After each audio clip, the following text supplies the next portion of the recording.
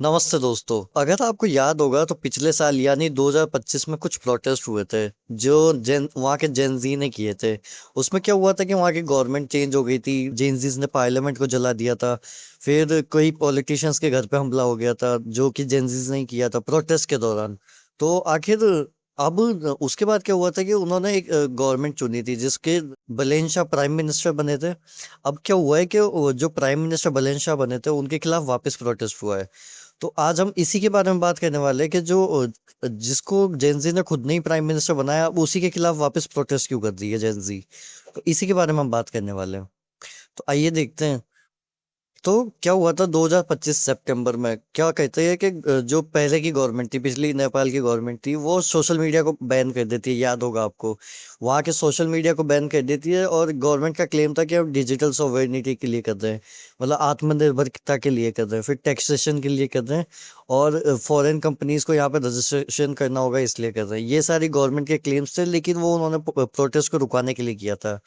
और फिर यूथ को ऐसा लगा कि ये सेंसरशिप कर रहे हैं, मतलब हमारी आवाज को दबा रहे हैं। जो पॉलिटिकल करप्ट लीडर्स है, इलीट्स है, उनको छुपाने की कोशिश कर रहे हैं। फिर सबकी आवाज को दबाया जा रहा है, तो इस वजह से वहां पे प्रोटेस्ट स्टार्ट हुआ था। इस वजह से मास प्रोटेस्ट स्टार्ट हुआ था। इसके बाद उसमें क्या हुआ कि लगभग 76 जो प्रोटेस्टर थे वो मारे गए थे। फिर पार्लियामेंट पर अटैक हो गया था, पॉलिटिशियंस के जो हाउस थे उनको जला दिया गया था। और जो प्राइम मिनिस्टर थे वहाँ के, पहले प्राइम मिनिस्टर ओली, उनको रिजाइन करना पड़ा था। फिर क्या हुआ कि जब ये हुआ, प्रोटेस्ट हुआ, तो उसमें कुछ पॉपुलरिस्ट आ गए, मतलब कुछ वहां पे प्रोटेस्ट के दौरान कुछ लोग फेमस हुए। उनमें से एक ये थे। तो उसमें क्या हुआ कि uprising produce new political orders, मतलब उस टाइम जो प्रोटेस्ट हुआ उसमें कई सारे पॉलिटिकल लीडर्स भी आ गए। जैसे जो डेवलपमेंट्स हुई उस टाइम की, वो थी एक इंटर्म गवर्नमेंट थी। मतलब जैसे ही प्रोटेस्ट खत्म हुआ, मतलब केपी ओली ने रिजाइन किया, पुरानी गवर्नमेंट, पुरानी सरकार गिरी। उसके बाद इंटर्न गवर्नमेंट आ गई, एक छोटे टाइम पीरियड के लिए एक टेम्परेरी गवर्नमेंट आ गई। ऑनलाइन पॉलिटिकल ऑर्गेनाइजेशंस आ गई थी, जो कई सारी पॉलिटिकल ऑर्गेनाइजेशंस होती है वो ऑनलाइन बन गई थी। और जो ज्यादातर यूथ था वो फर्स्ट टाइम वोटर था। और फिर इंडिपेंडेंट कैंडिडेट्स में जो सबसे मेन थे वो थे बालेन शाह, जो वहाँ के प्राइम मिनिस्टर बने। जब नई सरकार बनी तो उसके प्राइम मिनिस्टर बालेन शाह बने, जो ये है। ये सारी मतलब जो प्रोटेस्ट की वजह से चेंज हुआ, तो प्रोटेस्ट उससे क्या मिला, मतलब यूथ को क्या मिला। तो यूथ को मिला एक तो एंटी करप्शन, यूथ के हिसाब से एंटी अब करप्शन नहीं होएगा। फिर यूथ पॉलिटिक्स आ गई थी, यूथ ने अपने पॉलिटिशियंस को चुना था, ना कि नॉर्मल जनता ने। फिर थे आउटसाइडर लीडरशिप थी, मतलब एक ही परिवार का कोई नहीं था, बाकी जो बाहर के लोग थे वो आए थे पॉलिटिक्स में। और ट्रेडिशनल पार्टीज हट गई थी, जो पुरानी जो पहले से चलती हुई आ रही थी, जैसे इंडिया में बीजेपी और कांग्रेस है, वैसे वहां पे कुछ पॉलिटिकल पार्टीज चलती हुई आ रही थी। उनको हटा के एक नई पॉलिटिकल पार्टी बनी। अब फिर क्या होता है कि जब ये बन गई, कुछ टाइम बीत गया, तब क्या होता है, अब गवर्नमेंट सपोर्ट लूज करना शुरू कर देती है। अब गवर्नमेंट के मतलब लोग गवर्नमेंट के खिलाफ खड़े होना शुरू कर देते हैं। तो क्या प्रॉब्लम थी। अब उस टाइम जो प्रॉब्लम थी, पहले प्रॉब्लम थी, अभी भी वही प्रॉब्लम चल रही थी, इस नई गवर्नमेंट ने कुछ सॉल्व नहीं किया था। तो पहले क्या प्रॉब्लम थी, एक तो यूथ की अनएम्प्लॉयमेंट थी, जो करीब 20% है, मतलब पूरे नेपाल में 20% यूथ अनएम्प्लॉयड है। फिर जो ग्रेजुएट्स है, जिनने ग्रेजुएशन कर रखी है, उनको कोई काम नहीं मिल रहा, अभी भी काम ढूंढने में मुश्किल आती है। फिर अगर किसी को काम मिल भी जाता है तो इनकम लो रहती है। तो ये सारे यूथ के कुछ डिमांड्स है, ये सारे यूथ की कुछ प्रॉब्लम। फिर जो प्रॉब्लम है, एवरेज प्रॉब्लम जो सबकी प्रॉब्लम है, वो है कि जो एनुअल इनकम है वो कम है, लगभग $14,000 है, US डॉलर्स है, जो करीब 1-1.5 लाख रुपए होती है सालाना, नौ महीने का नहीं, सालाना। फिर जो हैवी डिपेंडेंसी है, मतलब नेपाल की जो जीडीपी डिपेंड करती है, वो जो उनके सिटीजन्स बाहर एब्रॉड में काम करते हैं उन पर डिपेंड करती है। जो कि 1/3 जीडीपी है, मतलब देश का एक तिहाई हिस्सा बाहर से आने वाले पैसे पे डिपेंड करता है। फिर क्या है कि जो पॉपुलेशन है वहाँ की वो सारी यंग है अभी, मतलब जो मीडियन एज है वो 25 ईयर्स की है, जो यूथ है वहाँ पे ज्यादा है। और जिसकी वजह से जो यूथ की पॉलिटिकल एक्टिव जनरेशन है, ये वाली 25 ईयर्स के आसपास, सब पॉलिटिक्स में आना चाहते हैं, सब समझना चाहते हैं पॉलिटिक्स को। इसलिए ज्यादातर यूथ पॉलिटिक्स को समझता है वहां पे। और इस वजह से उनकी एक्सपेक्टेशंस हाई हो जाती है। जो अगर पॉलिटिक्स को समझता होगा वो ये भी जानेगा कि क्या चीजें हमें डिमांड करनी चाहिए, तो उनकी एक्सपेक्टेशंस भी हाई हो जाती है। अब क्या होता है कि गवर्नमेंट ने, एक तो ये सारी प्रॉब्लम्स तो थी ही सही, फिर गवर्नमेंट कुछ ऐसा भी करती है जिस वजह से लोग और ज्यादा भड़क जाते हैं। तो क्या होता है कि जो सबसे ज्यादा लार्जेस्ट ट्रिगर हुआ जिससे सबसे ज्यादा लोग भड़के, वो था कि गवर्नमेंट काठमांडू में कुछ रिवर बैंक्स जो नदी के किनारे पे घर बसे होते हैं, जो इलीगल होते हैं, गवर्नमेंट से अप्रूव नहीं होते, उनको हटवा देती है। अब उनको तो हटवा देती है, फिर वहां पे क्या कहती है, उनको उसको निकाल के कहीं और शिफ्ट कर देती है। गवर्नमेंट क्या अपने तरफ से क्या जस्टिफिकेशन देती है कि यहाँ पे जो फ्लड आता है, मतलब बाढ़ आती है, उसको रोकने के लिए हमने इनको हटाया। फिर जो हमारा लैंड है, पब्लिक का लैंड है, उसको वापस रिक्लेम किया हमने। जो इलीगल यहाँ पे सेटलमेंट्स थे उनको हटाया है। लेकिन ये सब तो ठीक है, लेकिन क्रिटिसिज्म क्या था, लोग परेशान किस बात से थे?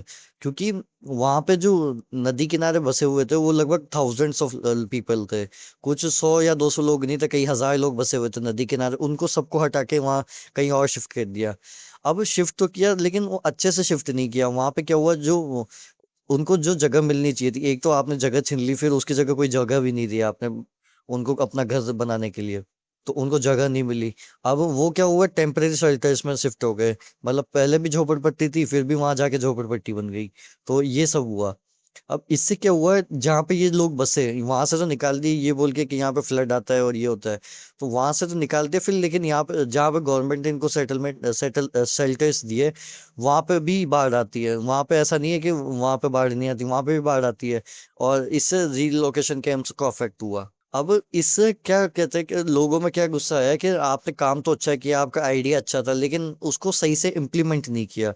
इस चीज का गुस्सा था लोगों में। फिर ये सारा तो इंसिडेंट होता है, कुछ और इंसिडेंट हुए जैसे सेल्फ इमोलेशन इमोलेशन। तो इसमें क्या हुआ था कि एक मेजर डेथ हुई थी। इसमें क्या हुआ था, ज्ञानेश नेपाली नाम के एक राइड शेयरिंग ड्राइवर थे।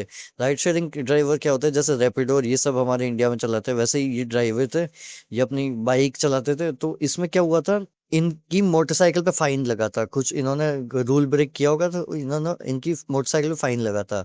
अब इनकी आर्ग्यूमेंट हो गई, जो म्युनिसिपल पुलिस होती है वहां की पुलिस से आर्ग्यूमेंट हो गई, फाइन वाइन को लेके कुछ आर्ग्यूमेंट हो गई। तो पुलिस ने क्या किया, इनके व्हीकल को लॉक कर लिया।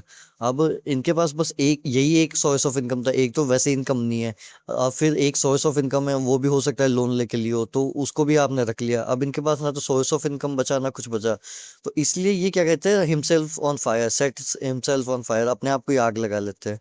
और उनकी वजह उसकी वजह से इनकी डेथ हो जाती है। तो इसको सेल्फ इम्पोलेशन कहते हैं, मतलब खुद को ही आग लगा लेना। तो इससे क्या होता है, ये नेशनल सिंबल बन जाता है। इकोनॉमिक्स कैसी है उसका सिंबल बन जाता है। फिर ब्यूरोक्रेटिक इंसेंसिटिविटी है, ब्यूरोक्रेट्स ध्यान नहीं देते ऐसे मामलों पे। फिर यूथ फ्रस्ट्रेट हो गया इन चीज़ों से। तो इस वजह से ये सारा इंसिडेंट हुआ, और इस वजह से थोड़ी पब्लिक भी भड़क गई वापस। एक तो ये इंसिडेंट तो हुआ ही था, फिर इसके बाद ऐसे ही, ये एक इंसिडेंट नहीं था, ऐसे कुछ और इंसिडेंट भी हुए इसी टाइम पे। तो ये कुछ इंसिडेंट ऐसे इवेंट्स थे जिनकी वजह से पब्लिक भड़क गई। अब इन ये सारे इंसिडेंट होने के बाद वापस प्रोटेस्ट पे आ गए लोग। अब जो पहले, इसमें क्या हुआ कि जो मूवमेंट्स था वो फंडामेंटली चेंज हो गया। मतलब मांगे चेंज हो गई लोगों की। जो पहले मांगे थी पिछली बार 2025 के प्रोटेस्ट में, वो थी, एक तो ओली के खिलाफ थी जो वहाँ के पीएम थे। ये तीन लोग थे, इनके खिलाफ प्रोटेस्ट था। और थीम थी, एक तो करप्शन, फिर सेंसरशिप, फिर अनएम्प्लॉयमेंट।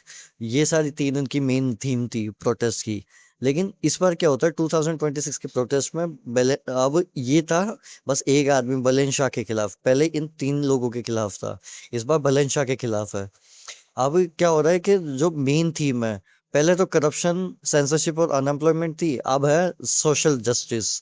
जो इनजस्टिस हुआ है लोगों के साथ उनके खिलाफ प्रोटेस्ट है। रिहेबिलिटेशन, मतलब जिन लोगों को जगह नहीं मिली उनके खिलाफ प्रोटेस्ट है। जो पुलिस वायलेंस करती है उसके खिलाफ प्रोटेस्ट है। फिर डिग्निटी के खिलाफ प्रोटेस्ट है। अब इसमें क्या ऑब्जर्वेशन मिलती है कि अब इन दोनों से क्या पता लगता है कि इससे एक तो टारगेट चेंज हुआ है लोगों का। जो पहले इच्छा मांग थी लोगों की, वो चेंज होगी, एकदम अपोजिट हो गई लगभग। और फिर प्रोटेस्ट जो प्रोटेस्ट में लोग हैं, वो लगभग सेम ही जनरेशन है। पहले जो प्रोटेस्ट कर रहे थे इस टाइम पे वो भी वही लोग थे, और अभी जो प्रोटेस्ट कर रहे हैं वो भी वही लोग हैं। अब इसमें कुछ और भी चीजें आती है, जैसे सुदान गुरुंग का केस। इसमें क्या होता है कि ये पॉलिटिकल केस है सुदान गुरुंग का। अब इसमें क्या है, ये फॉर्मर प्रोटेस्ट ऑर्गेनाइजर थे, जो प्रोटेस्ट करवाते थे ये भी वही थे। ये ह्यूमैनिटेरियन एक्टिविस्ट थे। फिर होम मिनिस्टर थे, अभी जो नई सरकार बनी थी उसके होम मिनिस्टर थे।